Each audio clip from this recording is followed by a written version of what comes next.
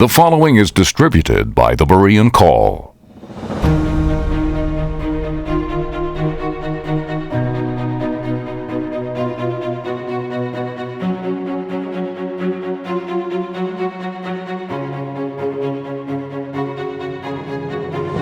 Appendix G.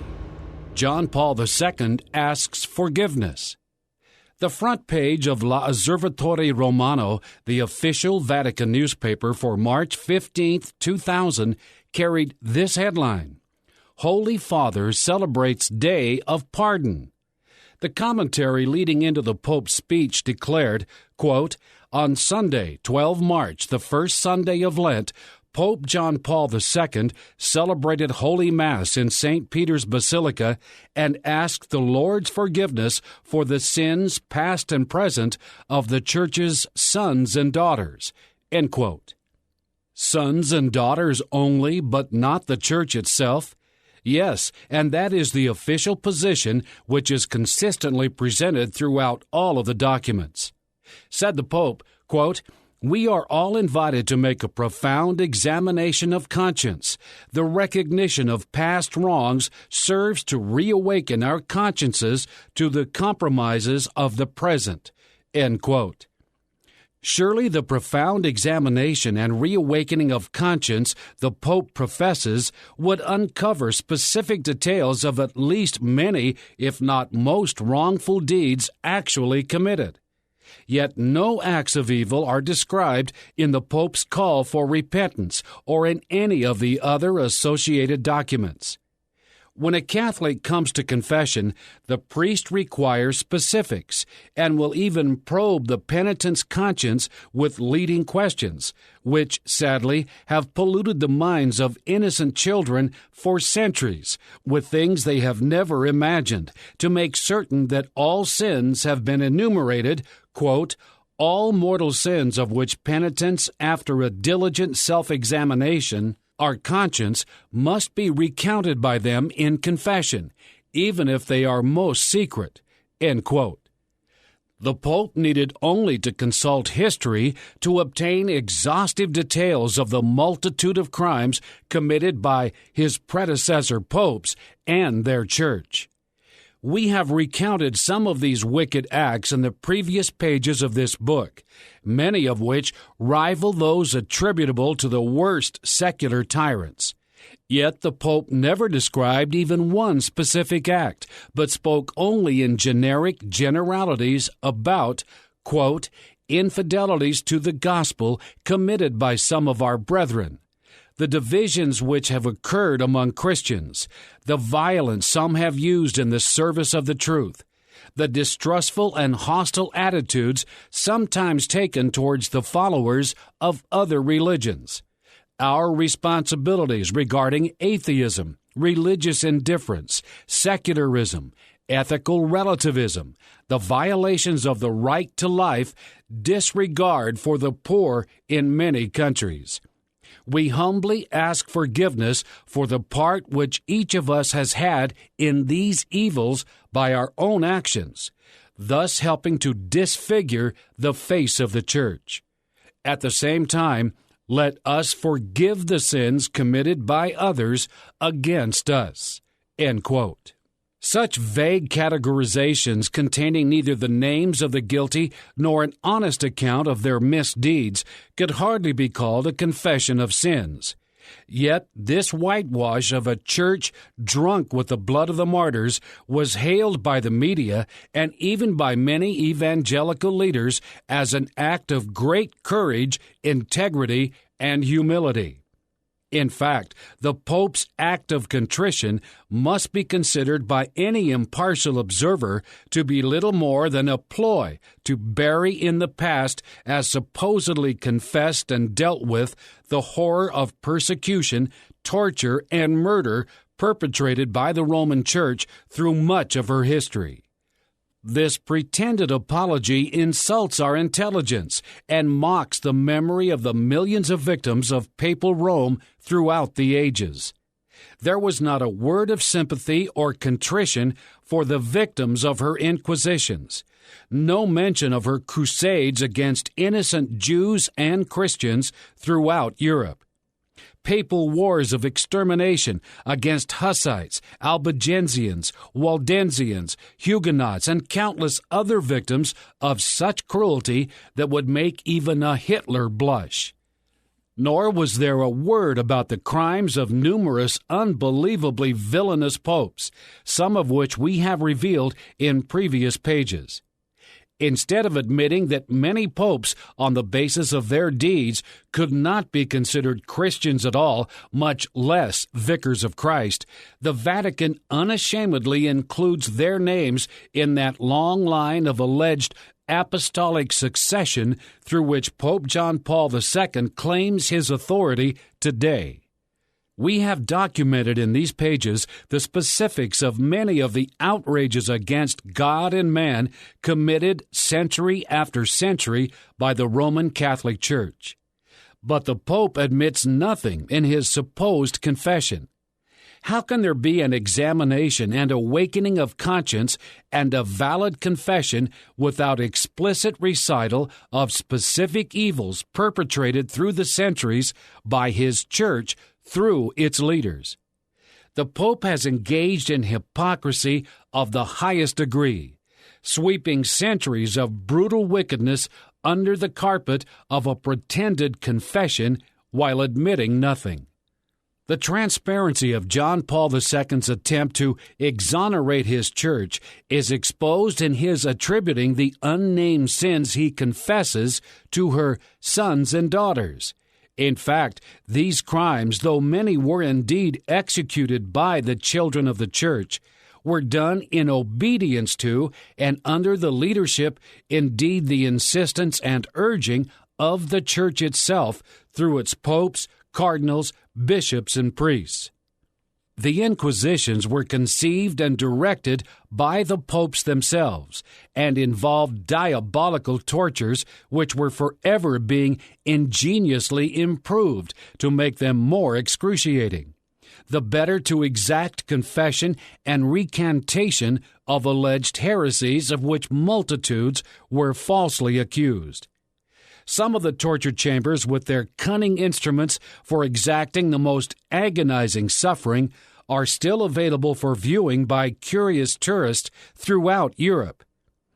80 supposed vicars of Christ, one succeeding the other, supervised and insisted upon this horror. It was the popes, aided by the bishops, cardinals, and priests, who inspired and directed the Crusades, both to the Holy Land and against evangelical Christians in Europe, which brought about the slaughter of millions of innocent Christians, Jews, and Muslims, even offering special indulgences to those who would execute this mayhem. These horrors committed by papal Rome in the name of Christ are indisputable history. Yet, the Roman Catholic Church has never admitted to, repented of, or asked forgiveness for these crimes. Nor did John Paul II choose to be the first Catholic leader to do so.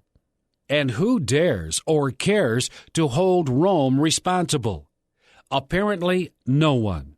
The complicity of evangelical leaders in this sham through their praise for the Pope and their condoning of Catholic heresies is scandalous.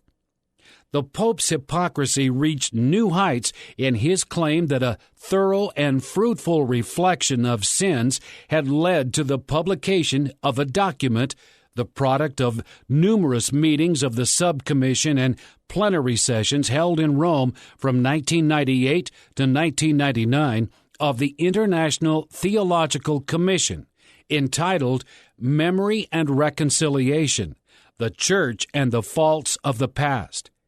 That title's lofty promise is immediately dismissed by the document's introduction, which declares its purpose to be not to examine particular historical cases, but rather to clarify the presuppositions that ground repentance for past faults. True to that pledge, that 19,000-word statement, like the Pope's supposed confession, deliberately avoids even mentioning, much less describing, any actual deeds. Obviously, however, to pretend a confession without a clear recital of sins is to perpetrate a giant hoax. Yet nearly everyone accepts it as something commendable. The entire document reflects the same hypocritical avoidance as in the Pope's alleged confession of any culpability on the part of the Church. All is blamed, and without identifying the sins, on the past and present sins of her sons and daughters. Faults committed by the sons and daughters of the Church, past acts imputable to the children of the Church should become more fully conscious of the sinfulness of her children. John Paul II's appeal to the Church to mark the Jubilee year by an admission of guilt for the sufferings and wrongs committed by her sons and daughters in the past, and so on. Furthermore, the unwillingness of the Church to admit any sin on its part is defended as a matter of long-standing and justifiable policy. Quote, "Indeed, in the entire history of the Church, there are no precedents for request for forgiveness by the magisterium for past wrongs. The occasions when ecclesiastical authorities, pope, bishops, or councils, have openly acknowledged the faults or abuses which they themselves were guilty of, have been quite rare. One famous example is furnished by the reforming Pope Adrian VI, who acknowledged publicly in a message to the Diet of Nuremberg of 25 November 1522, quote, "The abominations, the abuses, and lies," unquote, "of which the Roman court of his time was guilty, deep-rooted and extensive sickness, extending from the top to the members." Adrian VI deplored the faults of his times, precisely those of his immediate predecessor, Leo X, and his curia, without, however, adding a request for pardon. It will be necessary to wait until Paul VI to find a pope express a request for pardon addressed as much to God as to a group of contemporaries. In his address at the coming of the second session of the Second Vatican Council, the Pope asked pardon of God and of the separated brethren of the East, that is, the Orthodox, who may have felt offended by us. Paul VI referred solely to the sin of the division between Christians. End quote.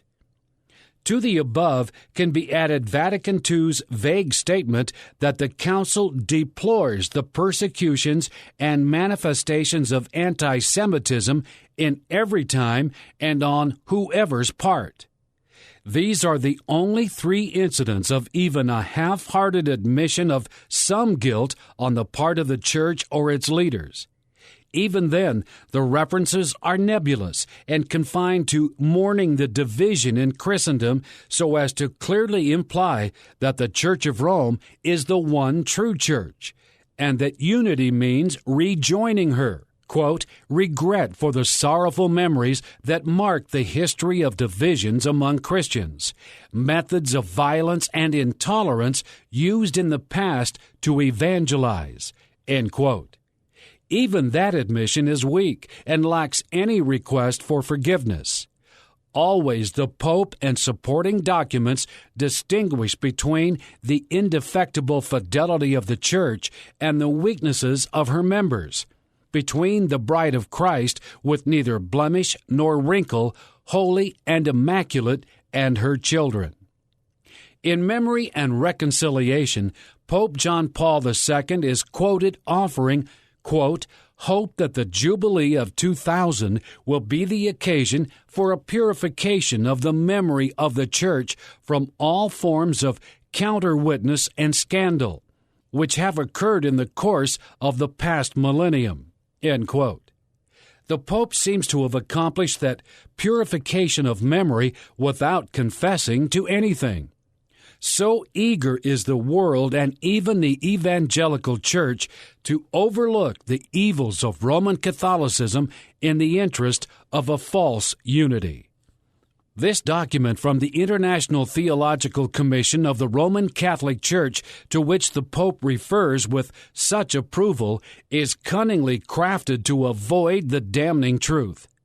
The torture and slaughter of millions of Christians, Jews, and Muslims is passed over as, quote, the use of force in the interest of truth, end quote, by which it is suggested that the, quote, separated brethren may have been offended by us, the Catholic Church, end quote. Pretentious phrases such as historical judgment, historical evaluation, ethical discernment, the principle of conscience, moral responsibility, the principle of historicity, mask the cruel reality with a facade of self-serving, pharisaical piety. Reference is made to, quote, the hostility or diffidence of numerous Christians toward Jews and anti-Jewish prejudices embedded in some Christian minds and hearts. A call to the consciences of all Christians today so as to require an act of repentance, as well as to keep a moral and religious memory of the injury inflicted on the Jews, end quote. Such platitudes only add insult to injury in light of centuries of not mere anti-Semitism, but virulent persecution and wholesale murder perpetrated by the Roman Catholic Church against those whom the Bible refers to as God's chosen people and Christ's brethren. The Pope has managed to portray an allegedly spotless and guiltless church which is sincerely concerned over some undefined guilt attached to her sons and daughters. Amazingly, the media buys the delusion, and evangelical leaders, in their eagerness to support ecumenism's counterfeit unity, credit the Pope with laudable contrition.